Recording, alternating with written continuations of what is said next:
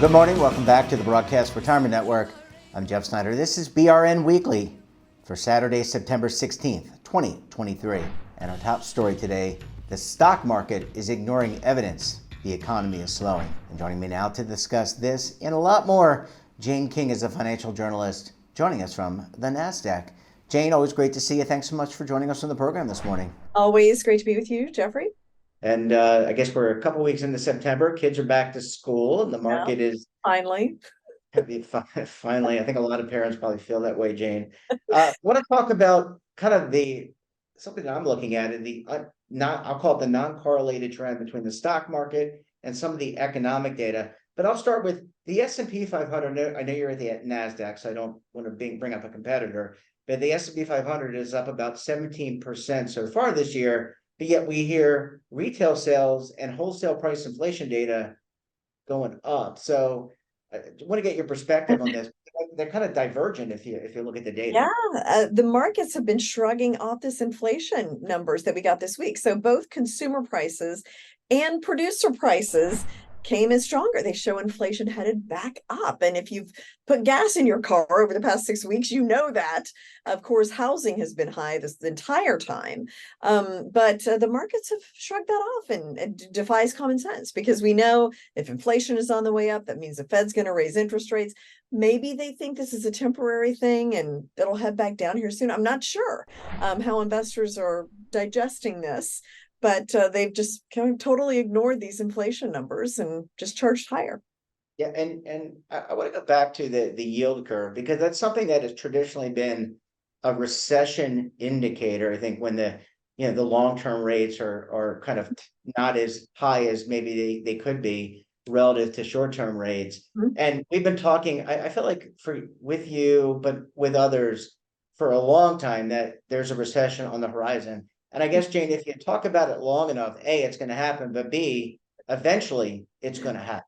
Right. I mean, yes, it's like a clock. You're going to be right twice a day at least. So, I mean, I remember last holiday season, which we're getting close to now, talking to people about is there going to be a recession? Because so it's almost a year that we've been talking about a mild recession, and we have not had that yet. Maybe the gas price thing will be it. We're seeing an awful lot of union activity over the past several months. So the UAW is now on strike. Hollywood is on strike. The UPS have had a successful negotiation with their company. There's others kind of lingering out there. Kaiser Permanente talking about a strike as well. That's all inflationary. So maybe all of these things together will tip us over into a recession, but the market's been pretty resilient.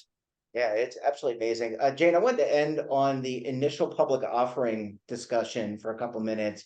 It's been kind of a light year, I guess, and you're at the Yeah. NASDAQ. You have a lot of great technology stocks and companies that are on the NASDAQ. So you're right there at the heart of I would call you IPO Central. Where do things stand with IPOs and bringing companies to market? Yeah, they go through the venture component, they build themselves up, maybe there's some private equity, and then eventually they want to go public because they want to have shareholders and make even more money. So where does the IPO market stand today? Yeah, well, it was interesting after the ARM Holdings IPO that we had Thursday. It feels a lot better. It's really been a quiet IPO market for almost 2 years now. 2021, ironically enough, was pretty active, even though we were in the middle of the pandemic, but there's a lot of kind of money sloshing around. But things retreated last year, and I felt like this ARM Holdings was really we were like back in 2018 again or something. Huge, very successful, up 25%. Instacart is supposed to be coming out with its IPO, and I believe has raised their expectations because of what happened with ARM Holdings. So maybe this will unlock things, but we'll see how we can do it. But clearly, a lot of demand, especially for companies like ARM that make chips and even some chips that can be used in artificial intelligence. And Jane, just to kind of tie it back to what we were talking about earlier, you don't want to bring a company to market if it's not a good economic or stock market condition, right? I mean, that's why we saw some of this lull. So could that Right. be another indicator? We were talking about the yield curve or the treasury rates, which is typically defined as the yield curve. But could this be indicative of the other direction that we were talking about? This is the reason why the stock market is buoyed, and you don't bring a company public unless you think things are going to be good economically. That's right. I mean, I've seen companies cancel their IPOs or delay them even the night before they're supposed to go public because it didn't price how they thought or the economy wasn't as strong as they thought. So they really until, I mean, unless it's a really big one, up until the day, sometimes they'll delay it and not price at that point. Now, ARM is a little different. I mean, they make chips, which are like used in everything. I mean, they make chips for all kinds of things and even have an AI component. NVIDIA tried to merge with them. That was, not approved by regulators. So they're, they were kind of unique. I think it'll be more interesting if we can see some other companies in the non-chip AI sector also have successful IPOs. That'll be really telling. Yeah, we're going to keep watching that. Jane King, always a pleasure chatting with you. Thanks so much for joining us. Enjoy the rest of your weekend. All right, you too. Thanks, Jane. Great to see you. Thanks for sharing your perspective. And we come back, we'll take a look at some of our best segments for the week. You're going to want to stay tuned right here on BRN Weekly.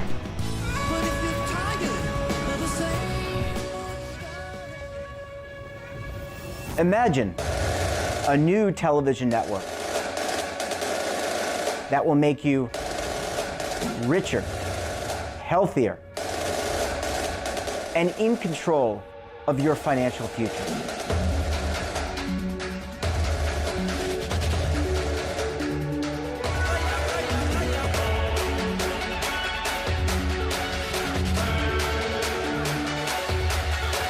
This network is for the policewoman in Nashville, Tennessee, the baker in Dubuque, Iowa, the teacher in Lexington, Kentucky. We want to make the idea of savings and retirement culturally relevant. But what do you see as a defining issue of the midterms, especially for the smaller businesses? I mean, they are the lifeblood of the American economy.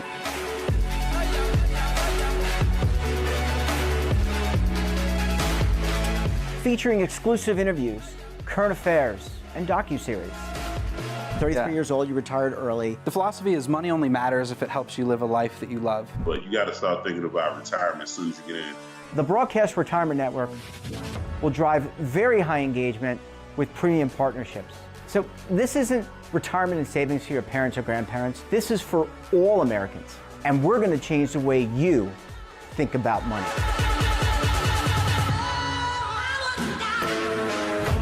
Welcome to the next frontier of retirement and savings. This is BRN, the Broadcast Retirement Network.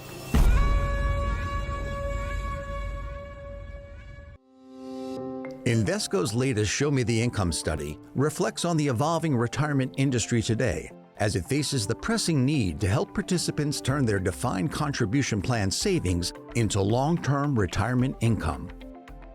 Key findings from the research uncover that nearly 7 in 10 participants fear running out of money in retirement, and only 22% were very confident they could create a retirement income strategy on their own. What can employers do to help? To learn more about the study and request the white paper, visit Invesco.com/retirement income or contact your Invesco DC professional. Cited research is based on Invesco's work with Greenwald Research. Invesco is not affiliated with Greenwald Research. Invesco Advisors, Inc. is an investment advisor that provides investment advisory and does not sell securities. Invesco Distributors, Inc. is the U.S. distributor for Invesco's retail products and private placements. Both are indirect, wholly owned subsidiaries of Invesco Limited. Welcome back. This week we discussed ensuring a smooth and safe record-keeping transition. Let's take a look. On a day-to-day basis from a record-keeping standpoint, there's a lot of data movement in and out of record-keeping organizations. And that's just part of the deal, so to speak. Payroll data is one, feedback files back to the sponsors another. So you need to make sure that within the organization and, within the transmissions, you're looking at security, defense, and depth. And that's a big term that's used a lot within the record keeping and other organizations as well that are dealing with PII data. You want to make sure that your endpoints are very secure, and endpoints could be on your network. You want to make sure that your data in rest and your data in transit are all encrypted to make sure that bad actors, even if they get a hold of it, it's encrypted and it'd be difficult for them to exploit it. So you want to establish very strong things like external firewalls, but internal firewalls as well in order to protect everything that's sitting on your network. Beyond that, you know, we have to deal with things like denial of service. Now, denial of service is becoming a big deal because bad actors, especially state-sponsored, are looking to bang against your external firewalls and your systems like your participant web and sponsor web to try to gain access, and they're doing it in a brute force manner. And if your firewalls are not up to snuff, they can get beyond that. But you want to have strong identification methodologies that go out there and see what IPs they're coming from and deny them from getting to your web. And you, if the denial of service, you know, attack starts, you start getting a ramp up of instances that are trying to be created against your external facing applications, and it can cause a situation where your regular participants and sponsors and others that are trying to access can't do it because they're flooded with requests, and you know your systems are only geared up to do so much volume, and this can impact that desperately. The other things you want to make sure of is that, you know, zero-day vulnerabilities as well as patching is done on a managed basis. One of the biggest issues that we had in the past was the Log4j issue. Is sort of pervasive because not only your legacy applications that you developed internally, but the COTS packages had that. So the mitigation of that was very difficult to address.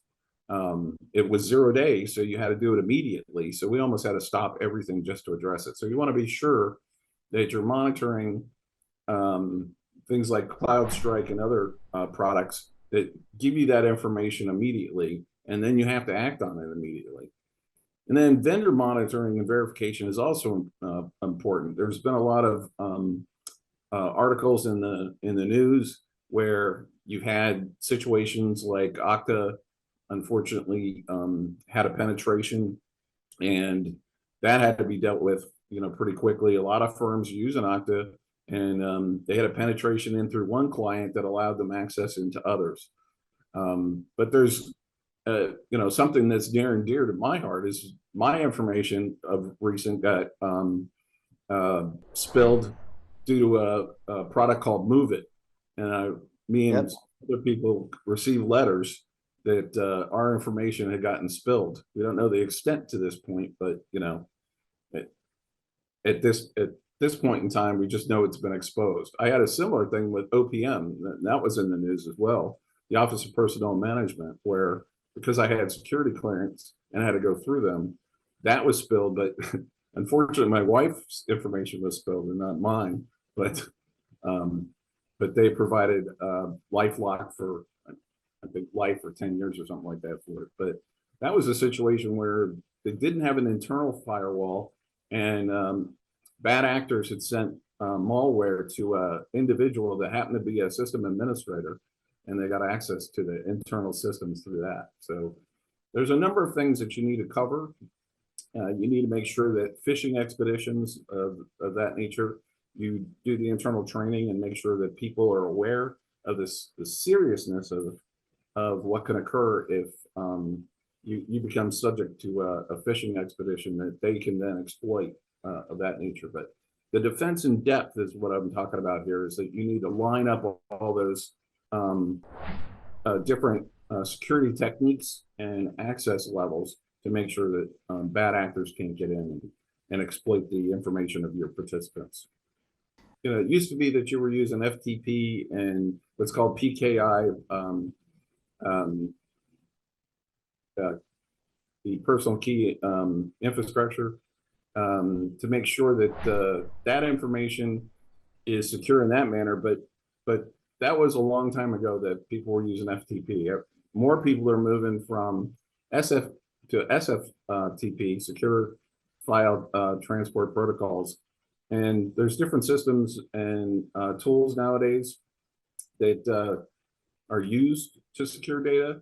They're point-to-point systems where, you know, it's peer-to-peer, and they do a handshake and they know that, you know, the data's coming. You can drop data into a file zone in the DMZ, and that information can be scanned to make sure that there's no executables in it, and then reviewed to make sure that it's ready to be moved into the core environment where your data is. So there's a separation between the two. And then, you know, now that the cloud has become more prevalent, there's a lot of tool sets that are being used by those cloud providers, the CSPs. And I'll focus on AWS just because I've had more contact with that. I don't want to slight any other CSP, but from a AWS perspective, they have a lot of new tools, including what's called S3, which is used for movement of files between point A and point B in a secure manner. But they also, for the large scale transitions that I was talking about earlier with billions of records, AWS has a tool called Snowball. It belongs in their Snow tool set. I'll call it Snow tool setup. I may be labeling that, but it can move terabytes worth of data. I've used that. You connect it to your network. It's like a rock hardened system. You use AWS's OPS hub to manage the data and transfer it from your network onto the solution. They use Fire, their book tool, as actually the COM for it. It's pretty interesting. And when you're done and you want to send it, it prints out the UPS label, and you use that to send it from point A to point B, but in a secure manner. It was really pretty interesting to use that solution, but it locks down your data, and even if somebody got a hold of it, they weren't going to get anything out of it. I like talking about this stuff because I dance between the business and IT, but I've spent a lot of time on the IT side around this, and legacy system modernization is something, I love to talk about because you always, I think IBM said that there's a 7-year cycle, but from a technology perspective, as it speeds up, it's becoming less and less than 7 years. So legacy system modernization is important because new technologies and new security methodologies don't necessarily apply themselves to older legacy systems, especially the proprietary ones.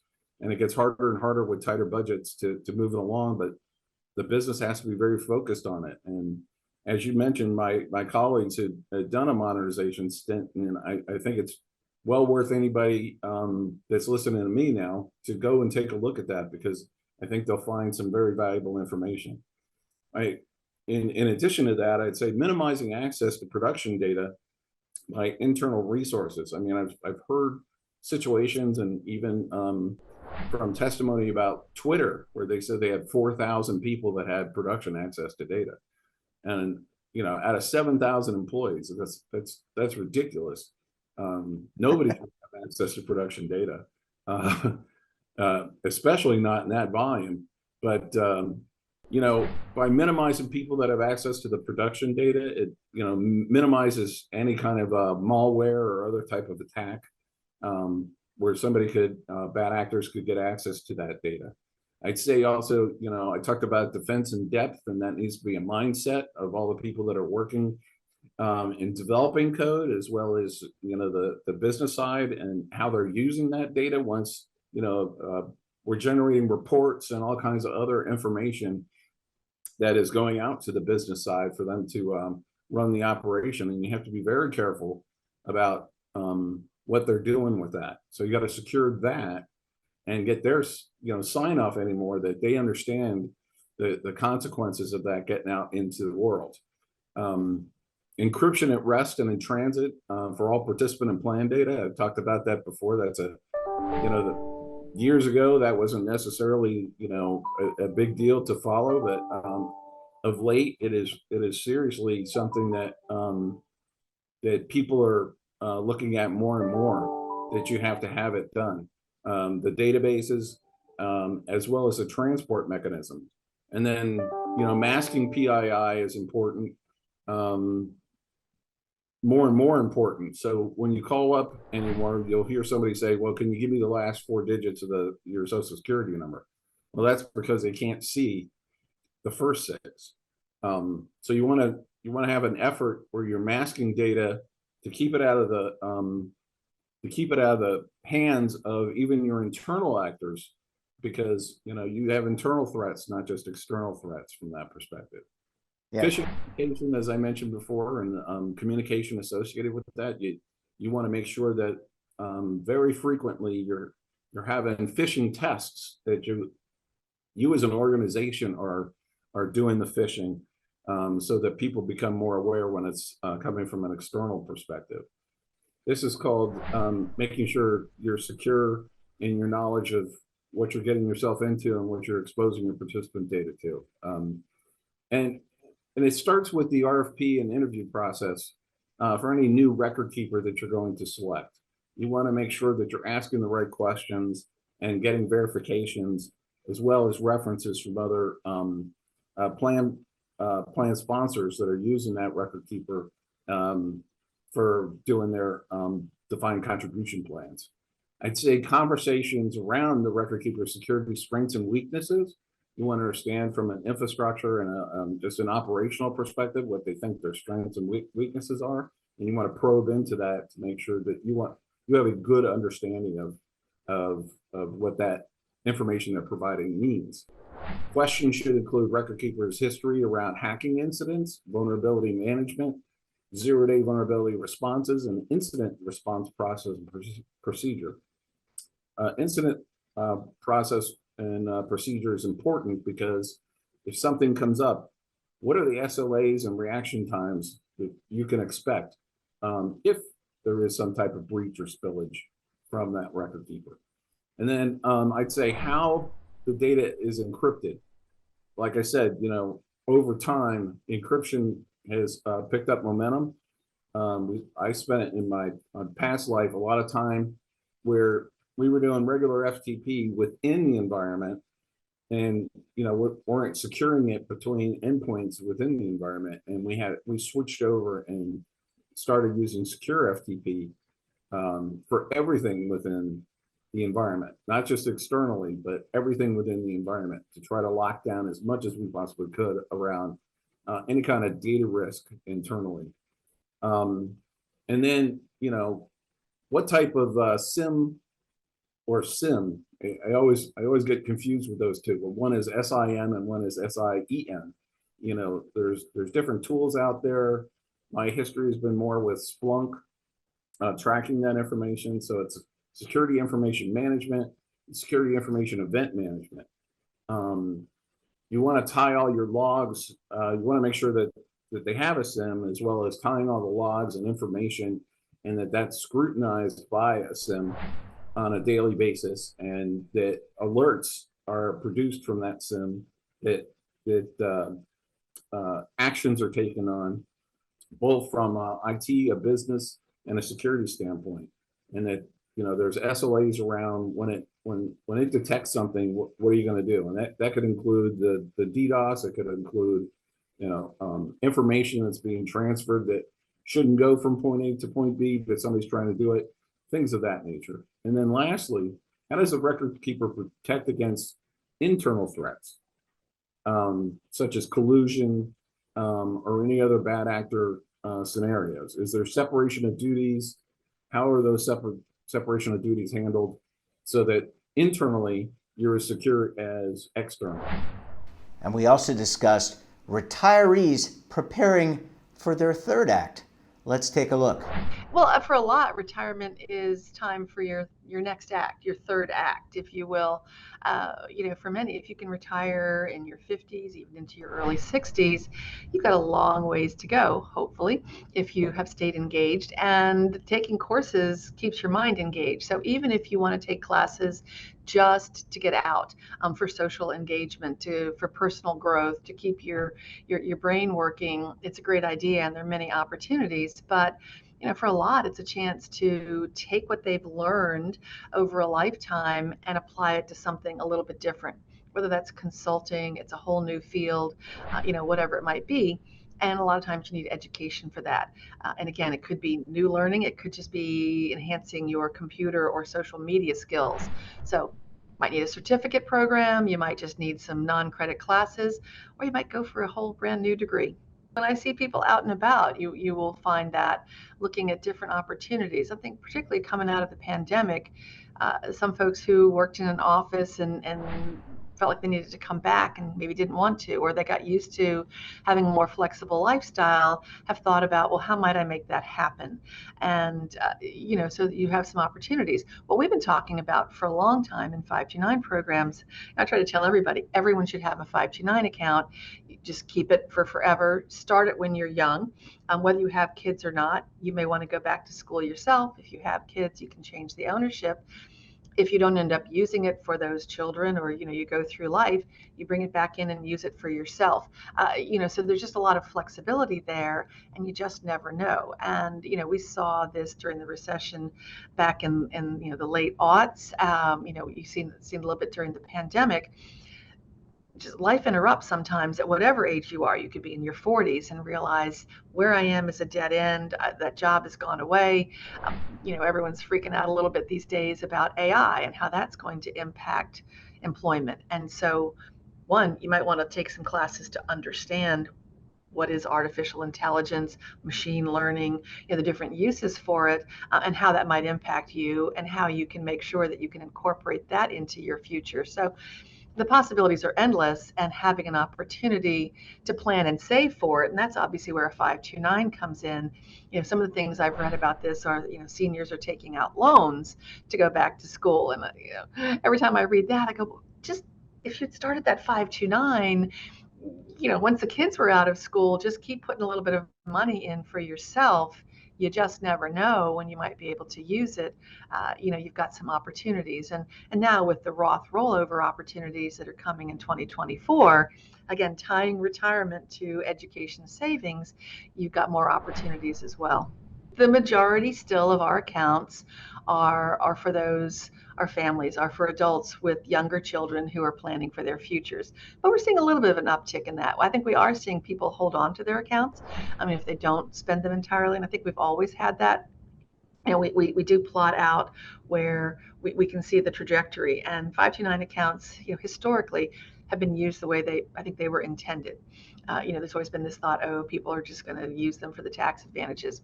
Don't see that happening. They use it because they want to plan for education. So you see a steady climb if you have a beneficiary who's a child, and when they reach age 18, they start to use it. But it also plateaus out, and you can look at 21, 22, 25, and there's still money in those accounts frequently. It doesn't just all of a sudden go down to zero in all of those accounts. So that tells me that people are using them differently. Maybe they're holding on to it because they had a child that got a scholarship, but they know they want to go to grad school. And of course, you can use your 529 account for graduate school. I think that's the nice thing. And the word we're trying to get out to folks at any age, you can use your 529 account for a wide variety of educational options. It's not just for bricks and mortar 4-year education. Right. It can be used for certificate and credential programs. It can be used, even for some non-credit courses if there's a cost. You don't get all of the other deductions like for room and board right now unless you're in a degree program and taking a certain number of hours. But the costs themselves, and again, for seniors, there's some really nice options. I've been learning a little bit about it. There are a lot of sort of non-credit options. What is it? The Osher Lifelong Learning Institute, which is in, I think, 125 universities. I know George Mason in Virginia is one of them. I believe the UNC system participates, and just provides opportunities to take a lot of interesting courses at a very reduced cost for seniors. A lot of colleges also make the application process easier for seniors and have some tuition waivers and grant programs for seniors as well. So as with everything, no matter what age you are, you should do your research. Find the best opportunities for you, find a program that works for you. If you have a 529 account, so if you've been saving, you've got some money set aside, that's just a bonus, right? That really helps. But there may be other ways that you can make it, again, really affordable and something that will really boost you into your future. And, I know the older I get, I push out what I think is old every year. It goes, oh, well, let's see, maybe 90, you're starting to get, really, it gets to be a pretty pretty much out there. So you've got a lot of time after most people retire to have a really nice and interesting life. I taught at the college level. I have been involved in education my whole life. So I love it. The opportunity to take classes, to keep learning is really important. I do a lot of just continuing education myself. I go to a lot of conferences now as a working adult. And I love that. I love to sit in the classroom and have people impart information to me or be able to discuss new ideas. It's just a great way to stay engaged and to stay up to date on things and to really have a better life, no matter what age you are. And that wraps up this episode of BRN Weekly. Have a topic of interest, someone you think we should talk to, drop us a line. And don't forget, for all the latest curated news and lifestyle, wellness, finance, tech, so much more all in one place, check out today's edition of our daily newsletter, The Morning Pulse. Want to search our archives, check out our latest content? Then visit our website. We're back again tomorrow with another edition of BRN Sunday. We'll be joined by the Legal Eagles and Oliver Rennick of the Schwab Network. Until then, I'm Jeff Snyder. Stay safe, keep on saving. Don't forget, roll with the changes.